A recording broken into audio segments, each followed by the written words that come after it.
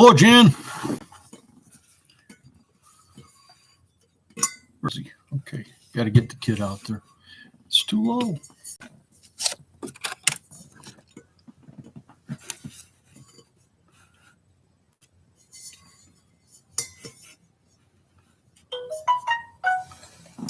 I'm early because I like things to be awkward.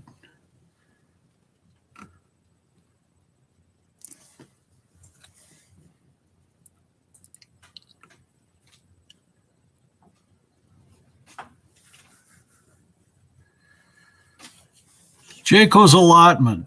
Good morning. It's about 8 o'clock in the evening here, but good morning to you. And we are going to talk about worms, no one in specific, but a few different ones. 2 a.m. Well, you know, you set the alarm clock, you got up for it, so we're gonna make it worth your while. Make it worth your while. So, Jan, how's the sister? I saw her online. Also, Jan, how are your puppies doing?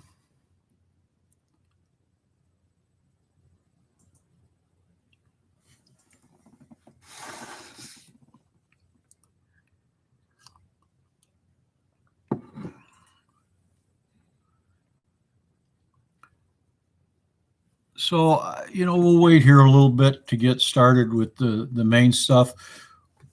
There's the gypsy and the vanilla gorilla. I'm going to follow your line of thinking from your last live, and I'm going to just stick with channel names. Arkansas Woodcutter is here. Lori's here. Thank you for coming up. And the puppies are fat and sassy. They're so cute. Yeah, you got me in trouble on that one. You and the vanilla gorilla got me in trouble. Our cabin in the woods. Thank you for coming. Brett and Cindy's Tennessee living. I imagine that's what it is. How are you? And Cray's Family Homestead is here rating the forum. Excellent. Will It Grow is here. Glad to have you here. Renaissance Homestead. Good day. It's good to have you here. So before I get started talking about, Hickorycroft is here in Lori's World. Thank you for coming up. Before I get going too much with the topic for tonight, just want to give you a little update. I told you last week that I was going in for a surgical procedure, and I did. And, it's not bad news, I don't suppose. But now they're saying they gave me an EKG while they were preparing to do the cardiogram of my legs. And I'm going to quote the anesthesiologist. She looked at my EKG and she said, "This looks horrible." So it made me feel pretty good. So we're going to a cardiologist week after next, or next week if we can get an earlier appointment. So I'll keep you informed on that. I'm feeling fine. I just have poor circulation, scary poor circulation, I guess. So Great White Farmer, yeah, I guess. So, hey, John, I don't know if you know this or not, but my brother-in-law, he had oysters from Great White Oysters at Christmas time.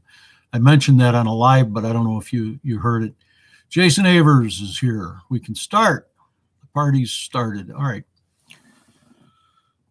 So,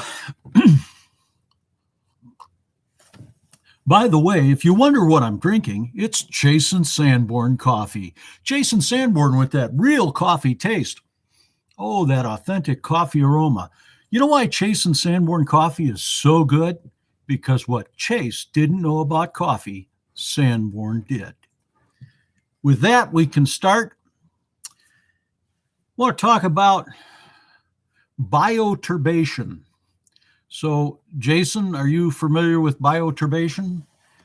If you break the word down, bio, turb, and then ation is just an action, I suppose. So it's turbulating the soil or turning the soil over in your garden. And the reason this came to mind is that Jen over at Growfully Jen did a short video today on, she dug up an area of her garden and she found some worms. And she was talking about the fertility. Well, she didn't say anything, but she showed the worms that she had in her garden. And I don't know, they dug up a fairly small spot, maybe a square foot, and they came up with about a dozen worms, I think, or pretty close to it, which is pretty good.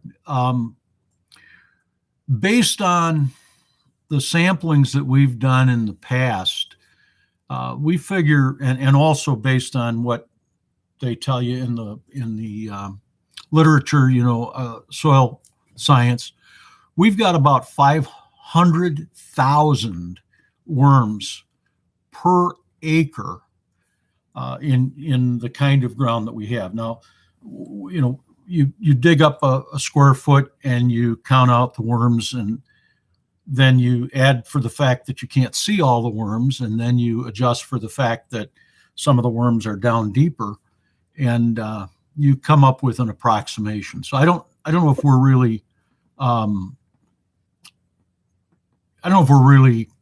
that many or not, but Her Healthy Home, glad to have you here. And Simply Jan, I know you were here at the beginning. I think I said hello to you, but so when you think of bioturbulation or bioturbation, it is the mixing of soils through the tiny organisms that are in the ground. It's not just worms, it's nematodes, it's all kinds of things. And I guess when I saw Jen's,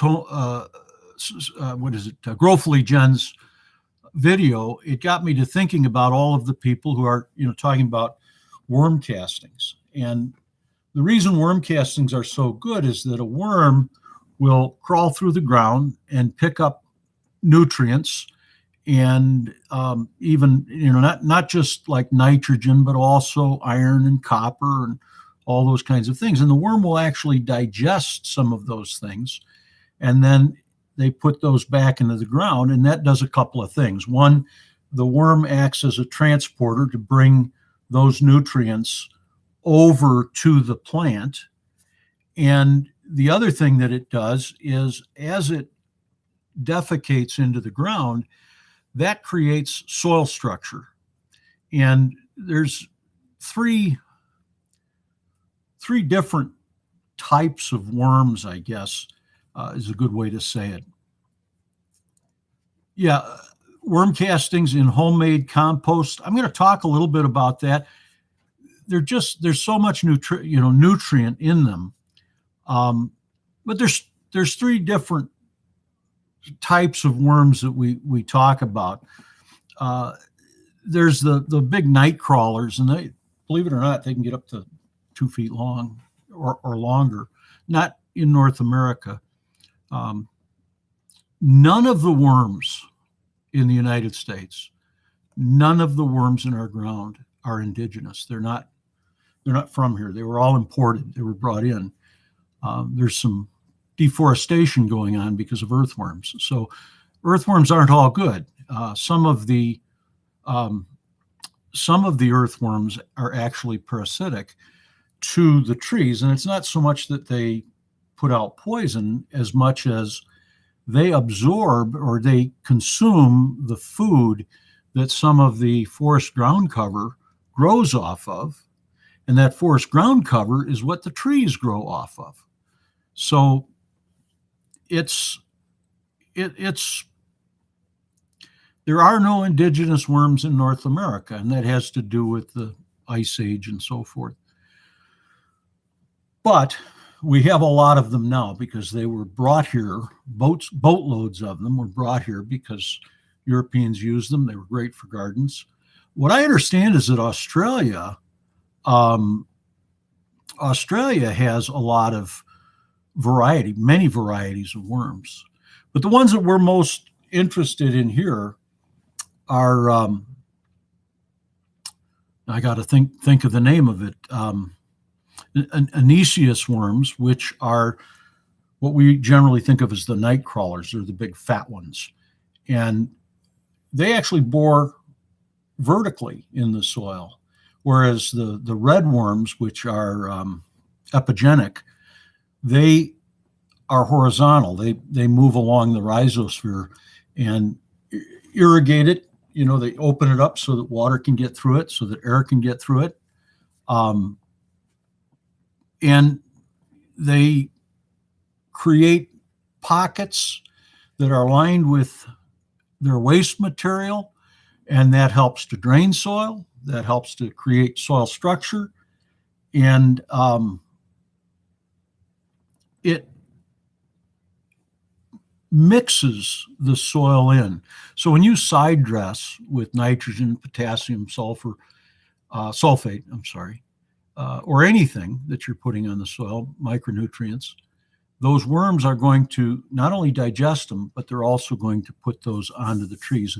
I think I saw Jason state that they also put some beneficials on the soil, inoculants into the soil. They do. Hickory is mentioning that they make that that loamy layer, the organic layer. They turn that into the humus that we talk about. They take the leaves and the grass, they digest that. Now, not all worms are the same. You don't want to use the big night crawlers, for example, in your mulch pile. The red worms are probably the best. The wigglers, red wigglers, are probably the best that you can put in your mulch pile because they're a surface worm. They stay towards the surface.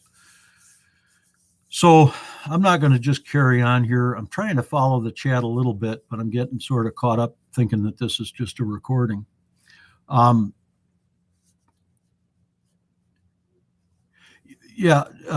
was mentioning here, Jaco's allotment is mentioning that there are worms that are compost worms. Now you have to be careful because some of the compost worms will actually eat the roots of your plant.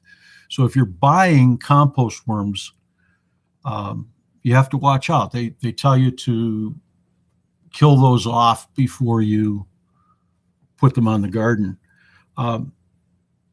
Those of you who live in the South and Arkansas woodcutter, you're probably far enough south that you might see this, but certainly some of the further south homesteads. Have you ever heard of a jumping worm?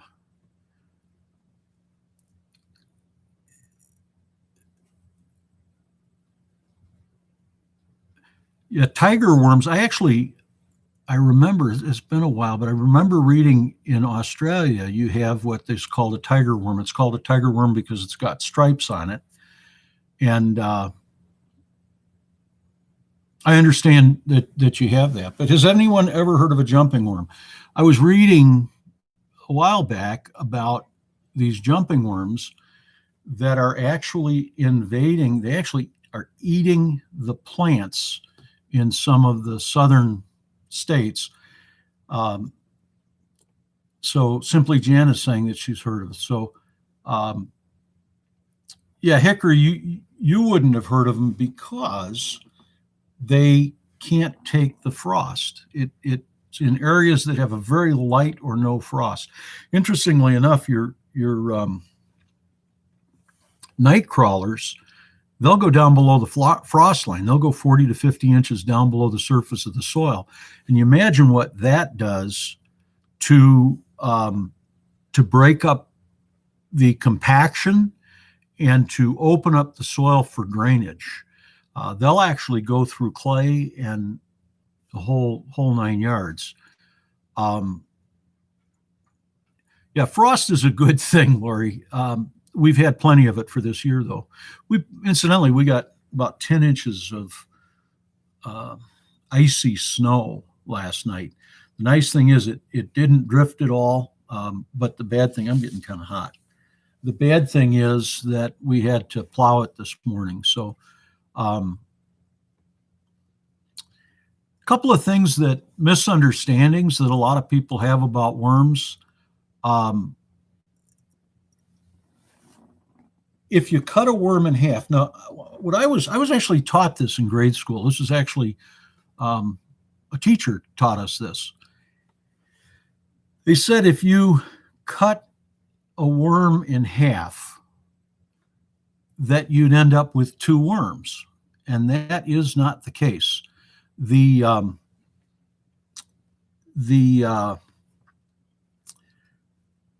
worm has all of its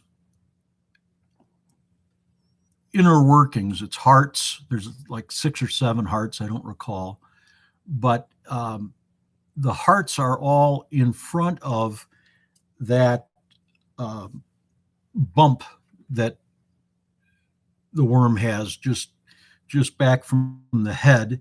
I'm trying to think of what that's called.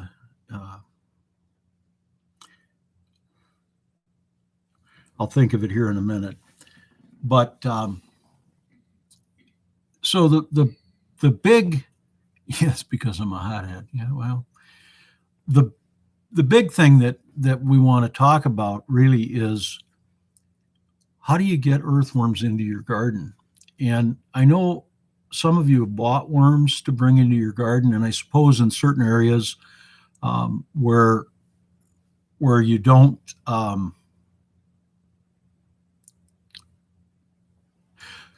so Arkansas, you're saying that some worms will divide and grow from both halves?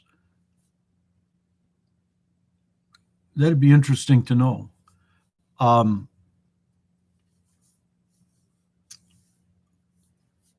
I lost my train of thought, and that's because I'm getting old. The clitellum is what that's called. Between you've got the head, which is a short part, and then there's that bulge that's called the clitellum, and then everything beyond that is intestine. So earthworms and red wigglers and the ones that we're familiar with are not going to reproduce that way. Worm that can be divided.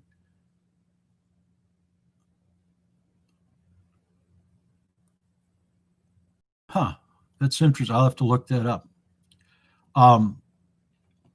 So, okay, some worms you can. But here's an interesting fact. Worms are 70% protein. So ounce per ounce, they convert more organic material into protein soil. That's one of the only ways you get protein into the soil. And so there's that.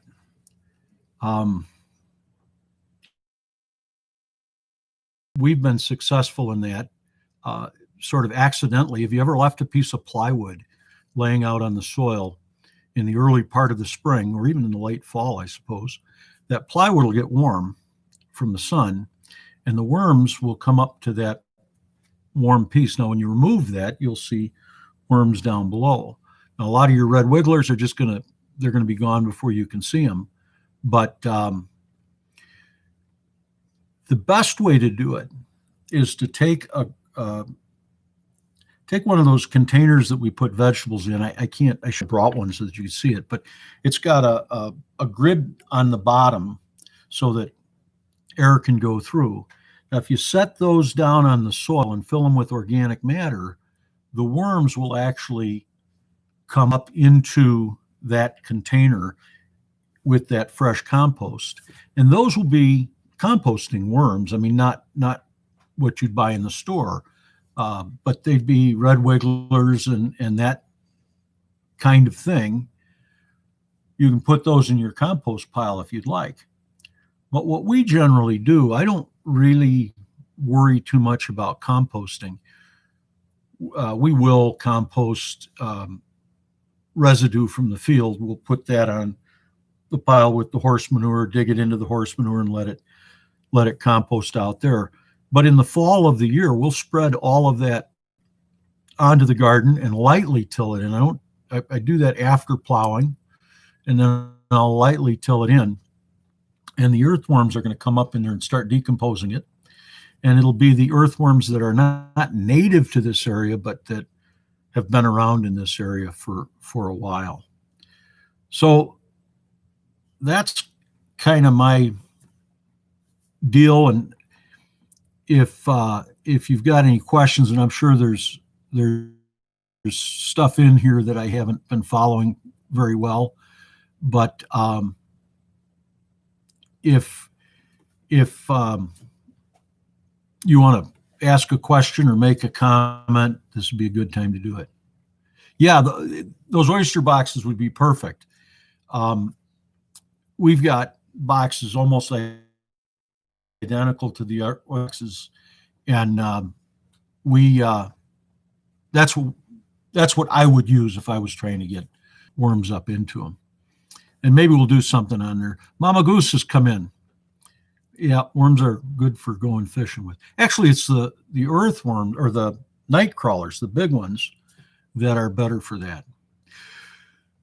So does anyone here know why worms go to the surface when it rains?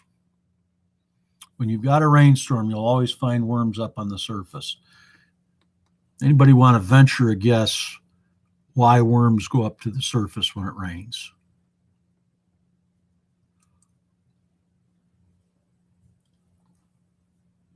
You know,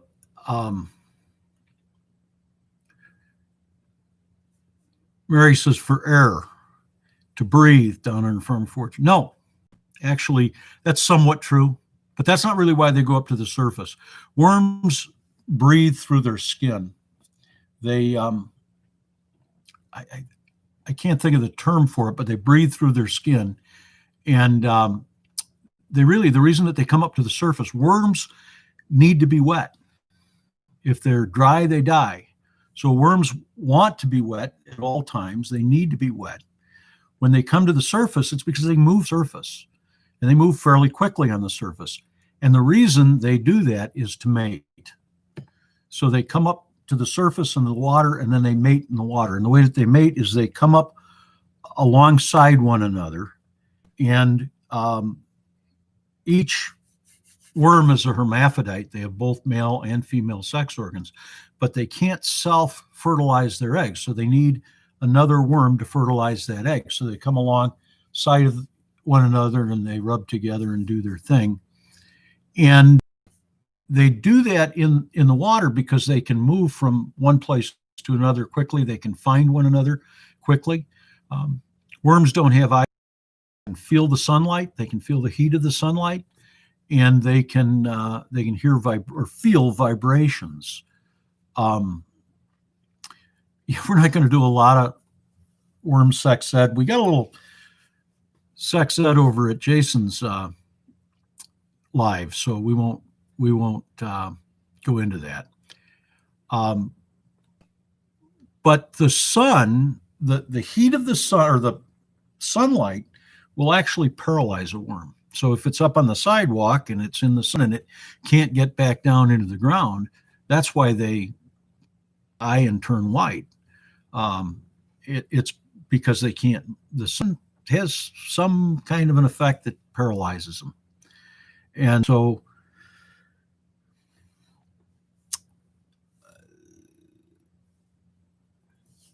they get up into the water to mate. They get too much sun. Some of us we die for that stuff. So, all right. Oh, the bull is here. Welcome, Bull's Garden. And Joe is here. Joe Serrano, welcome. Thank you. I guess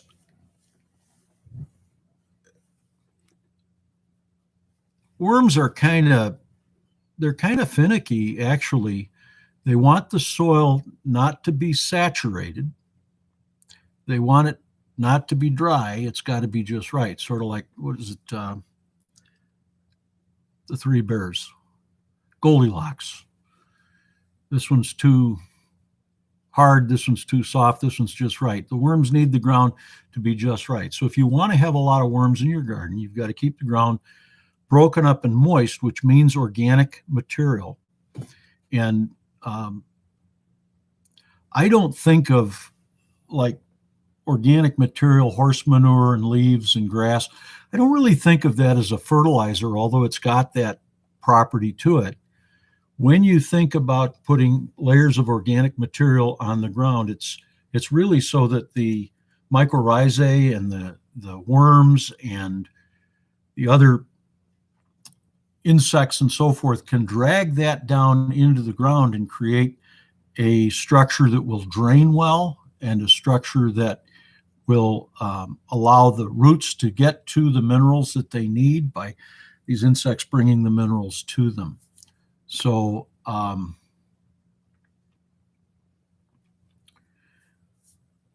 when you start thinking about mulch is actually an anti-fertilizer because wood chips and straw and all of that sap nitrogen out of the soil.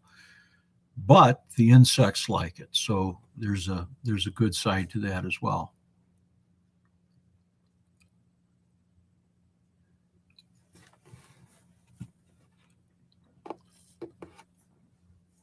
Just trying to catch up on the chat a little bit.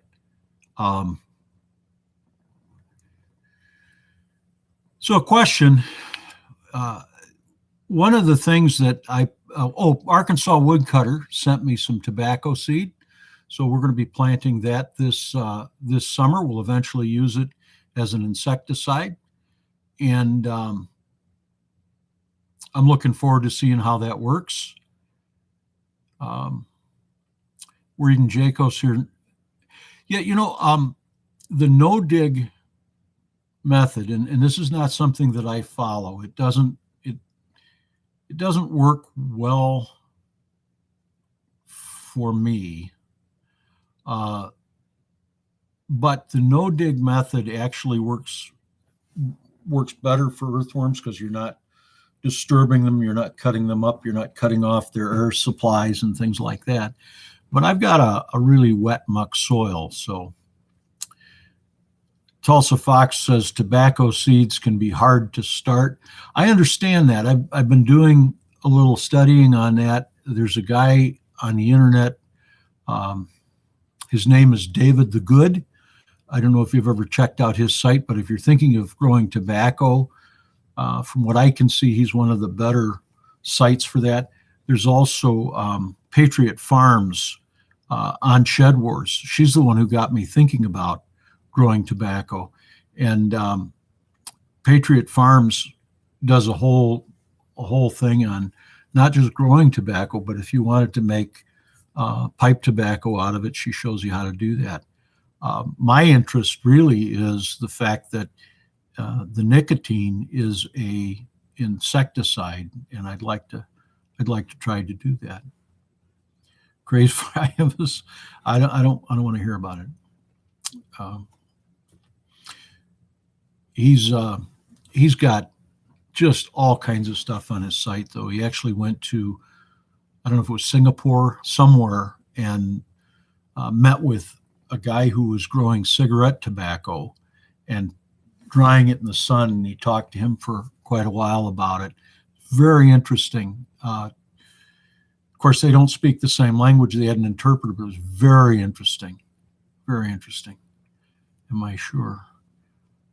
No, you're on your own on that one. So, of course, I'm not sure which one of you I'm talking to either. It's Grace Family Homestead, so I don't know. Whatever you want.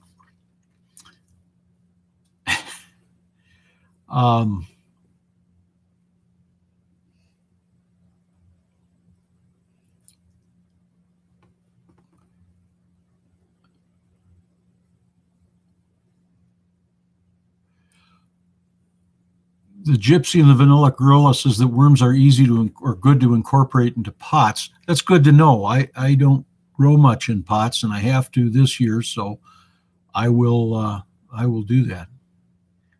So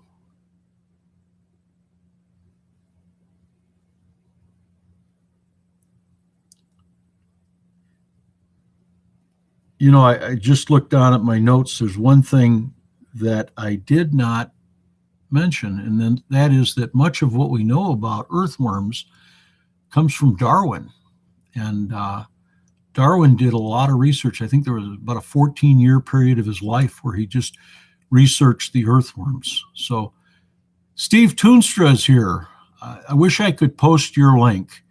You guys should check out Steve's site. He's got some interesting things going. He just did something about composting, a big compost bin, and really, really good stuff he's got going on. So check him out.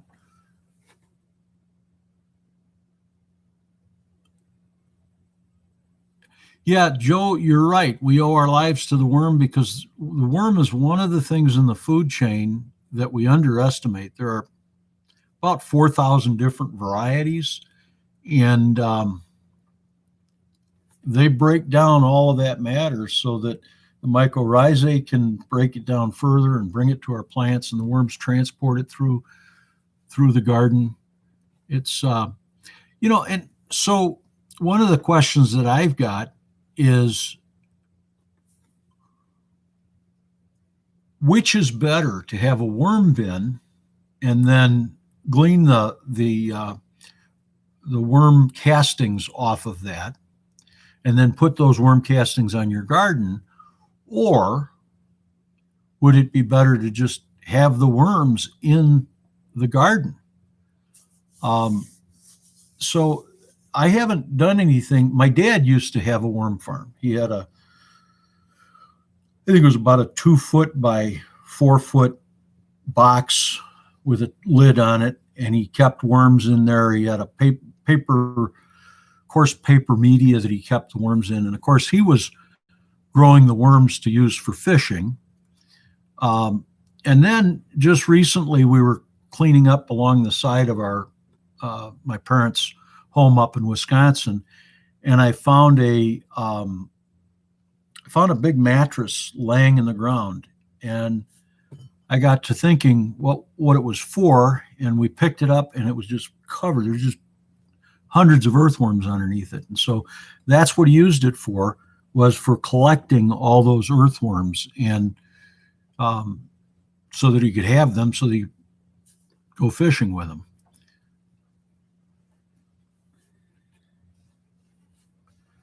Yeah, trash can that the worms would go into. Excellent.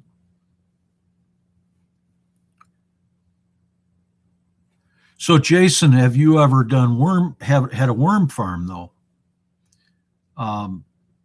or are you just cultivating the worms in the garden?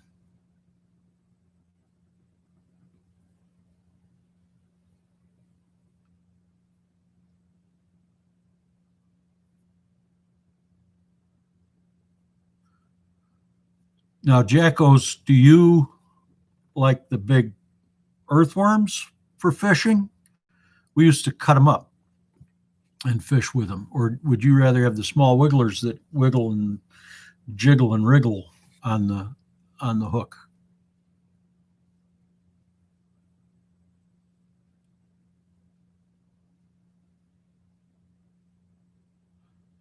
And do you use just for the worm castings, or?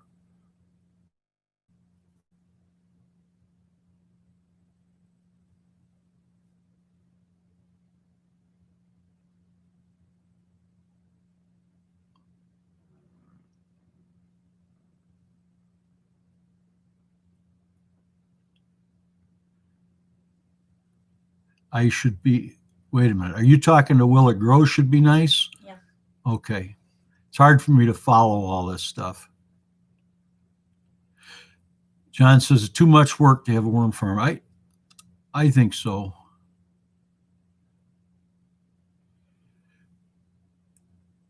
I'll bet underneath the rabbits, I bet there would be a lot of worms. We actually, when I was cleaning out the chicken coop a couple of years ago, we put straw down in the chicken coop, and there were a lot of worms in the hay, or in the straw, and I was surprised that the chickens had not gotten in there and eaten all of those worms.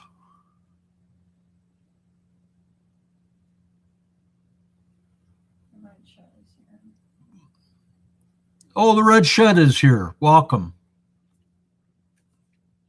And Micro Farmer, I know somebody mentioned you earlier, but I didn't see you in here. So thank you for coming. Welcome.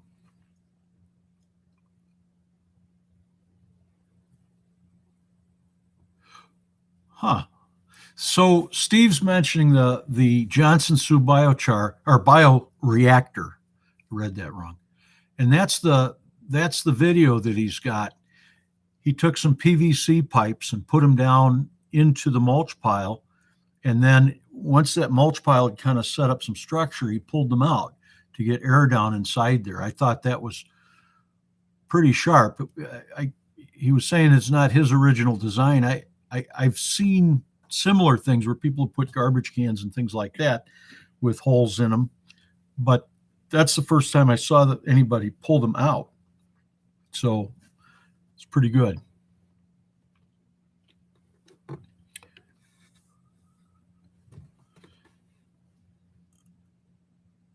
So Jason is saying he grows his mycorrhizal inoculum on cracked corn and then feeds the broken down corn to the worms. Yeah, so then the worms are going to have the mycorrhizae, and the mycorrhizae will live through the trip, and it should get into the garden well. Joe, you're right. Jason's pretty. You guys check out if you're not following. I think most of you are following Jason's site, but Jason has got some good stuff on his site. Interesting things, especially if you want to make gunpowder, black powder. Oop, can we say that on the site?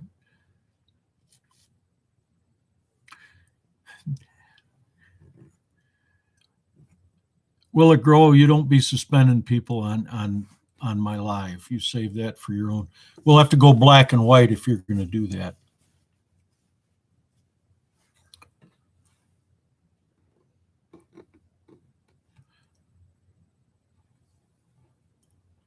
Yeah. Brassicas don't need the mycorrhizae quite as much. Well, at all, maybe. I don't know for sure. You know, one of the things I didn't mention about mycorrhizae in my video about it is that they actually act as a protection for the roots against certain diseases.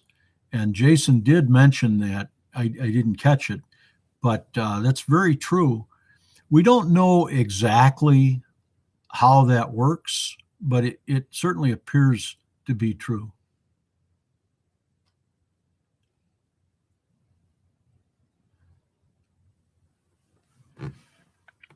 Arkansas Woodcutter says, ain't nobody afraid of will it grow.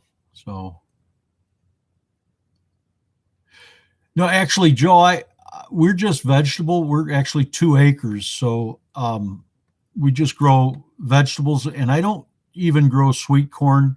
It takes up a lot of room. And where I live, it seems like everybody grows sweet corn and sells it.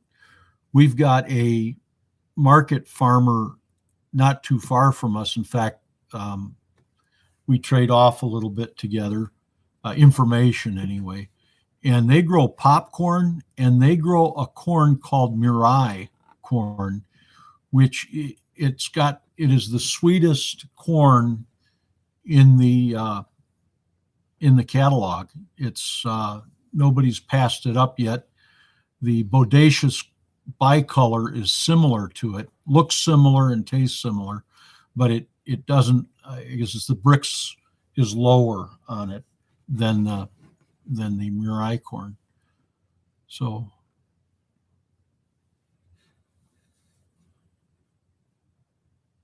Homestead Aquarius is talking about baby seals. I'm not sure what I missed.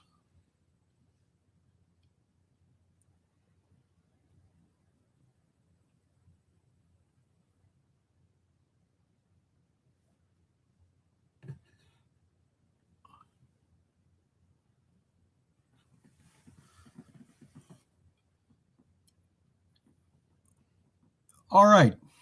Well, I have pretty much said what I was going to say, what I had on my mind. I know that the Griswolds are going to be coming on at 8 o'clock, and they're going to have a Griswold family game night that you can participate in. Good night, Down Under Farm. And so I invite you to go to the Griswolds and see what they're doing. I appreciate all of you stopping by. Yimitzer Shem, I'll see you again. I'm Chicken Johnny. Eat your vegetables. Good night, everybody.